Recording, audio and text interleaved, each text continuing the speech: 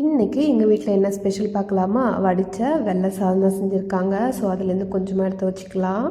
So நாளைக்கு college போகிறதுக்காக எல்லாத்தையும் ரெடி பண்ணிகிட்ருக்கேன். ஆல்மோஸ்ட் எல்லாமே பேக் பண்ணியாச்சு. ஸோ ஊருக்கு போகிறத நினச்சி கொஞ்சம் கஷ்டமாக இருக்குது. பட் இருந்தாலும் ஃபேமிலியை கொஞ்சம் சப்போர்ட் பண்ணணும் பிஃபோர் மேரேஜ்க்கு முன்னாடி. ஸோ அப்படின்ட்டு எல்லாமே தைரியமாக ரெடி பண்ணிகிட்ருக்கேன். ஸோ கொஞ்சமாக சாதம் போட்டாச்சு. அதுக்கப்புறம் இன்றைக்கி ஸ்பெஷல் பார்க்கலாமா? நம்ம வீட்டில் இன்றைக்கி நாட்டுக்கோழி கறி குழம்பு தான் வச்சுருக்காங்க. பார்த்தாலே தெரியும். நல்லா எண்ணெய் ஊற்றி மிதக்க நல்லெண்ணெய் வச்சு சூப்பராக செஞ்சுருக்காங்க நாட்டுக்கோழி கறி குழம்பு.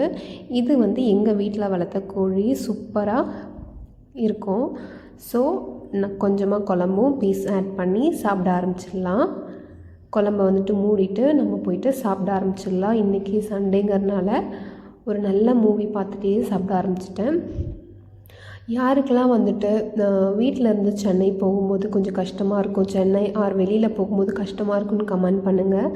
நான் எப்போவுமே இங்கேருந்து கிளம்பும்போது எனக்கு ஏதாவது ஒரு மாதிரி மனசு கஷ்டமாகவே இருக்கும். ஏன்னா 12th முடித்ததுலேருந்து ஃபுல்லாகவே நான் வெளியிலேருந்து தான் படித்தேன். ஸோ அதனால் எனக்கு நம்ம வீட்டில் இருக்க முடியலையேங்கிற மாதிரி ஏக்கமாக இருக்கும். ஸோ ஒரு வகையில் வீட்டில் சப்போர்ட் பண்ண போகிறோன்னு சந்தோஷமாகவும் இருக்குது.